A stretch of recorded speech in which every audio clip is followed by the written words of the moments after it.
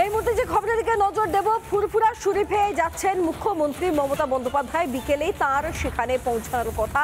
ইফতারে যোগ দেবেন রাজ্যের মুখ্যমন্ত্রী মমতা বন্দ্যোপাধ্যায়। আবার সেই অনুষ্ঠানে আমন্ত্রণ পেয়েছেন নওশাদ সিদ্দিকীও। এখন প্রশ্ন হচ্ছে, নওশাদ সিদ্দিকী কি যাবেন? শুনুন কি বলছেন নওশাদ।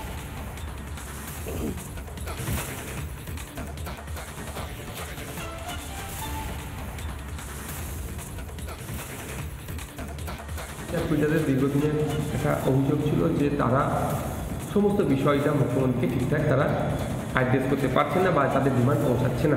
ইফতারিতে আসবেন এবং পিসাব পূজাদের কোনো যদি অভাব অভিযোগ থেকে শুনবেন। নিশ্চিতভাবে পিসাব পূজাদারা সেখানে জানাবেন। আমার যাওয়া না যাওয়া নিয়ে আমাকে আমন্ত্রণ জানিয়েছে। আমি 4টের সময় জানিয়েছি যে 4টের সময় ওখানে উনি উপস্থিত হবেন। তো আমি আমার অবস্থান, আমি উপস্থিত হচ্ছি কি অনুপস্থিত হচ্ছি 4টের সময় আপনারা দেখতে পাবেন। এদিকে মুখ্যমন্ত্রী মমতা বন্দ্যোপাধ্যায়ের ঠিক 26-এর ভোটের আগে এভাবে ফুরফুরাতে যাওয়া কি শুধুই আনুষ্ঠানিকতা, নাকি ভোট ব্যাংককে মাথায় রেখে তার এই যাত্রা? তৃণমূল বিধায়ক শওকত মোল্লা কি বলছেন আপনাদেরকে একবার শোনাবো। মানে হঠাৎ করে এই ধরনের বরফ বলে নওশাদই বলতে পারে, খুব ভালো বলতে পারবো না। আপনার সাথে এই ভাঙড়ের ইলেকশন আসছে পরের বছর, আবার মানে বলা হয় যে ভাঙড় ক্যানিং এগুলো উত্তপ্ত থাকে আইএসএফ ভার্সেস তৃণমূল, সেইটা তাহলে আর থাকবে না মনে হয়। এক হচ্ছে ভাঙড়ে নওশাদের পায়ের তলায় জমি নেই, 2 হচ্ছে একটু হতাশাগ্রস্ত, মানুষ থেকে অনেকটা বিচ্ছিন্ন হয়ে পড়েছে, যার কারণে ও কখন পূর্ব দিকে বেরোচ্ছে, কখন দক্ষিণ দিকে বেরোচ্ছে, পশ্চিম দিকে বেরোচ্ছে, সেটা সম্পূর্ণ ওর বিষয়। আমরা বিরোধী দলকে বিরোধী দল মনে করি, রাজনৈতিকভাবে গণতান্ত্রিকভাবে আমরা লড়াইটা করি। আগামী দিনে বিরোধী যারা থাকবে তাদের বিরুদ্ধে গণতান্ত্রিকভাবে লড়াই হবে। মানে বিরোধী আর নওশাদ থাকবে না, সেটা তো নওশাদই জানে, ও খুব ভালো বলতে পারবে, নওশাদই বলতে পারবে। এদিকে ফুরফুরায় উন্নয়ন নিয়ে বারবার প্রশ্ন তুলেছেন পীরজাদারা, কখনো তৌহা সিদ্দিকী, কখনো বা অন্যান্যরা। কাসেম সিদ্দিকী, পীরজাদা কাসেম সিদ্দিকী, তিনি কি বলছেন আপনাদেরকে একবার শোনাবো। 9 বছর লেগে গেল ফুরফুরা শরীফকে মনে পড়তে। 9 বছরে উনি 2বার এসেছেন 9 বছরের ভিতরে। আজকে ইফতারি উনি ইফতার করবেন ফুরফুরা শরীফে, তাই উনি ইনভাইট করেছেন আমরা এক জায়গায় বসে ইফতার করব। এটা তো আমাদের বাড়ির মেহমান, আমাকে আপ্যায়ন করতে হবে এবং আমার বাড়িতে তিনি ইফতার করবেন, তার ব্যবস্থা আমাদের করতে হবে। তাই আমরা ভাইয়েরা একটা চিন্তাভাবনা করেছি, দিদি আসলে আমরা এক জায়গায় বসবো, বসে আমাদের কিছু কথা আছে দিদির সঙ্গে আমরা বলব। আপনার কি দাবি রয়েছে? আমার কিছু দাবি নেই। আমাদের প্রতিনিধি ভাস্কর এই মুহূর্তে আমাদের সঙ্গে সরাসরি রয়েছেন, আমি তার কাছেই যাব। ভাস্কর, মমতা বন্দ্যোপাধ্যায়ের এই যাত্রা কি শুধুই আনুষ্ঠানিকতা, নাকি 26-এর ভোটের আগে ক্ষোভ প্রশমনের একটা চেষ্টা, একটা সুন্দর মলম লাগানোর প্রচেষ্টা? কোনটা আসল সত্যি?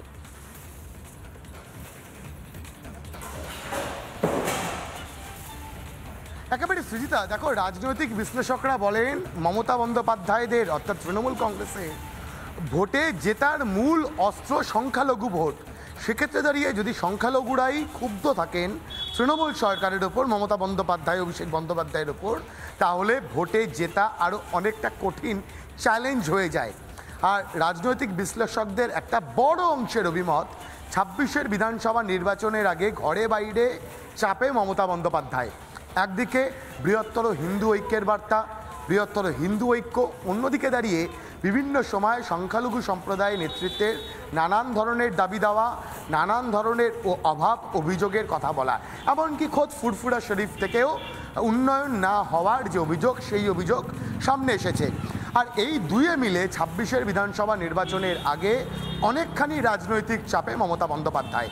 সংখ্যালঘু ভোট ব্যাংক যদি হারিয়ে যায়, অন্যদিকে দাঁড়িয়ে যদি বৃহত্তর হিন্দু ঐক্য তৈরি হয়, সেক্ষেত্রে দাঁড়িয়ে মমতা বন্দ্যোপাধ্যায়ের বিধানসভা নির্বাচনে জয়লাভ করা কার্যত অসম্ভব হয়ে দাঁড়াবে।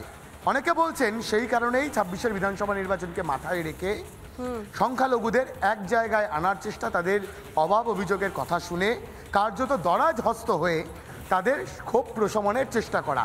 এবং মমতা বন্দ্যোপাধ্যায় কিছুক্ষণের মধ্যেই এসে পৌঁছবেন। আমরা ফুরফুরা শরীফে রয়েছি, ফুরফুরার সাধারণ মানুষ তাদের সঙ্গে কথা বলছি, তারা অর্থাৎ বলছেন একদিকে বৃহত্তর হিন্দু ঐক্যই এবং অপরদিকে ফুরফুরায় বিভিন্ন প্রান্তে উন্নয়ন হয়নি, সেই কারণে যে ক্ষোভ জমা হয়েছে সেটাই কি চাপে রাখছে রাজ্যের মুখ্যমন্ত্রীকে, তাই জন্য স্বয়ং সেখানে গিয়ে উপস্থিত হচ্ছেন তিনি। দেখবো আমরা সেদিকে নজর রাখবো। পাশাপাশি রাজ্যের বিরোধী দলনেতা শুভেন্দু অধিকারী কি বলছেন শোনাবো আপনাদেরকে। ভোট ব্যাংকে কনসলিডেট করতে, ভোট ব্যাংক উনি প্রত্যেকবার বিধানসভা ভোটের আগে যান, 16 সালেও গেছিলেন। 5 বছর ফুরফুরার কথা ভুলে গেছিলেন, মুসলিমদের কথা ভুলে গেছিলেন। এখন ভোট এসেছে তাই ফুরফুরায় যেতে হবে। 16তেও গেছিলেন, আবার 26-এ ভোট আসছে, চাপে আছেন। পশ্চিমবাংলার হিন্দু ভোটার যারা তৃণমূলকে ভোট দেন তারা একটু আজকে টিভির দিকে নজর রাখবেন। আপনারা তো লাইভ করবেন নিশ্চয়ই, মুখ্যমন্ত্রী বলে কথা, যে হিন্দুরা তৃণমূলকে ভোট দেন তারা একটু লাইভটা করে দেখতে থাকবে।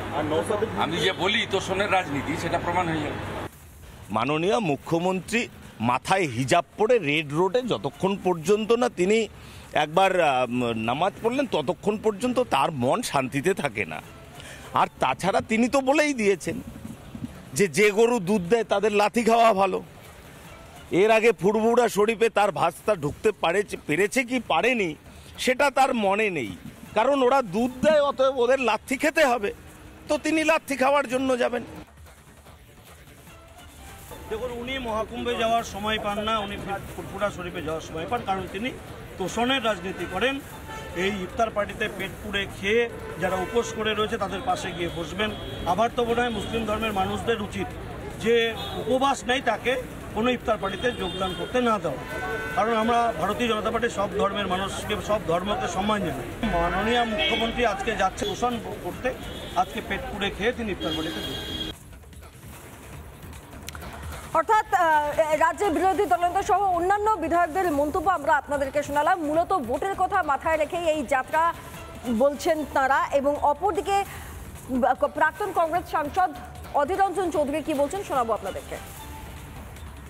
দেখুন, ফুরফুরা শরীফ একটা মুসলমানদের পীঠস্থান, ধর্মীয় পীঠস্থান। এখন কংগ্রেসের কোন নেতা যাচ্ছে, তাকে আমন্ত্রণ করেছে, হয়তো আমন্ত্রণ না করলে ফুরফুরা শরীফ তো যে কোনো ধর্মীয় ব্যক্তি, যে কোনো ধার্মিক ব্যক্তি তারা বেড়াতে যেতে পারে, সেখানটা কেউ পর্যটক হিসেবে যেতে পারে কংগ্রেসের পক্ষ থেকে, কেউ তাদের আমন্ত্রণে যেতে পারে, কেউ দেখা করতে যেতে পারে, তাতে কোনো ত্রুটি নাই। মুখ্যমন্ত্রী যাওয়ার পিছনে উদ্দেশ্যটা পরিষ্কার, কংগ্রেসে যাওয়ার পিছনে কোনো উদ্দেশ্য নাই। ফুরফুরা শরীফের নাম শুনেছে, সে কাশ্মীরে থাকে, এখানকার যে ইনচার্জ, সে মনে যাওয়ার দেখে দর্শন করে আসি, যেতে পারে। শুনলাম অধীর রঞ্জন চৌধুরীর বক্তব্য। প্রসঙ্গত আপনাদেরকে জানিয়ে রাখি, আজকেই ফুরফুরা যাচ্ছেন রাজ্যের মুখ্যমন্ত্রী মমতা বন্দ্যোপাধ্যায়, ইফতারে যোগ দিতে যাচ্ছেন তিনি। আজ বিকেলে কিছুক্ষণের মধ্যেই পৌঁছাবেন সেখানে। নানা ধরনের কন্টেন্ট দেখার জন্য লাইক করুন, শেয়ার করুন আমাদের ফেসবুক পেজ, সাবস্ক্রাইব করুন আমাদের ইউটিউব চ্যানেল। পাশাপাশি অন্যান্য ব্রেকিং নিউজের জন্য অবশ্যই চোখ রাখুন রিপাবলিক বাংলায়।